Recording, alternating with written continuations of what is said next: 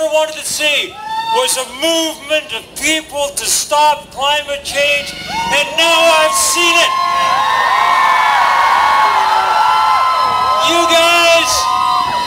You guys look so beautiful. I've been meeting people all day. It's hometown heroes like our friends at Seacan. It's heroes like those people who've been blocking Keystone with their bodies down in Texas.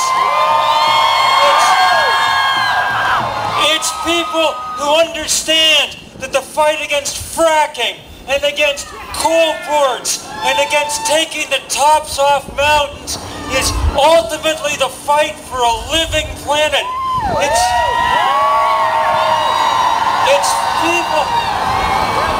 people who lived through Sandy and people who survived the drought, some of whom I got to go to jail with last week. It is the students at 256 colleges who are now fighting the fossil fuel industry head-on to force divestment, the biggest student movement in decades. It is all of you. You are the antibodies kicking in as the planet tries to fight its fever. We have waited a long time to get started. We've already seen the Arctic melt. Our colleagues in 191 countries at 350.org tell us every day about some new drought, some new flood. Because we've waited this long, the easiest answers are no longer enough. We're going to have to start making tough decisions. Our theme has to be, when you are in a hole, stop digging.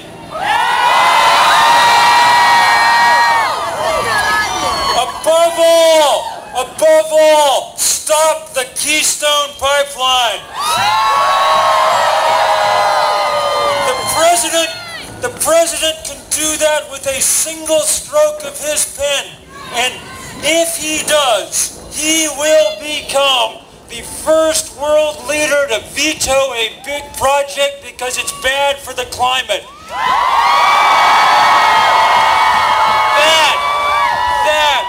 That would be a legacy and a signal to the rest of the world.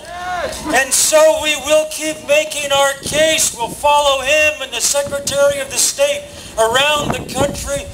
And as this spring goes on, we'll unite that fight with a focus on all the other holes we're still digging too. And as summer comes on, this movement will just pick up. I want everybody to circle those days toward the end of July that are on average the hottest each year. We're going to try and make them hot politically too this year. Maybe set aside a few dollars each week for a bail fund, okay?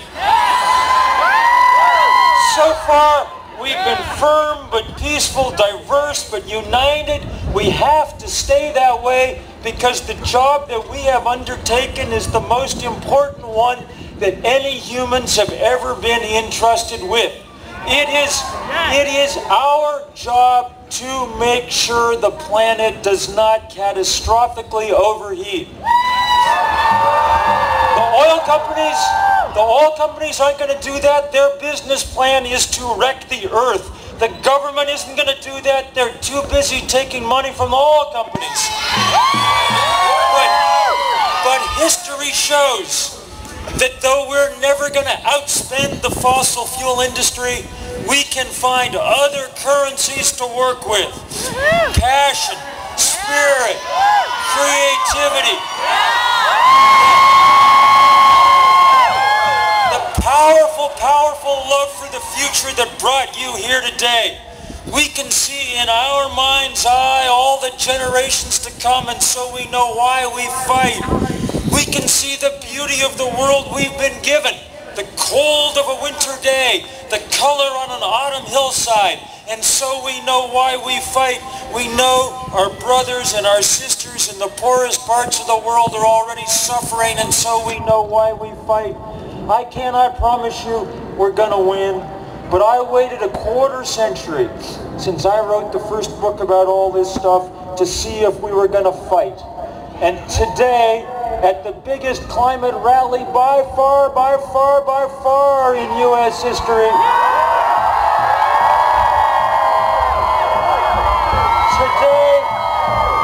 today I know we're going to fight.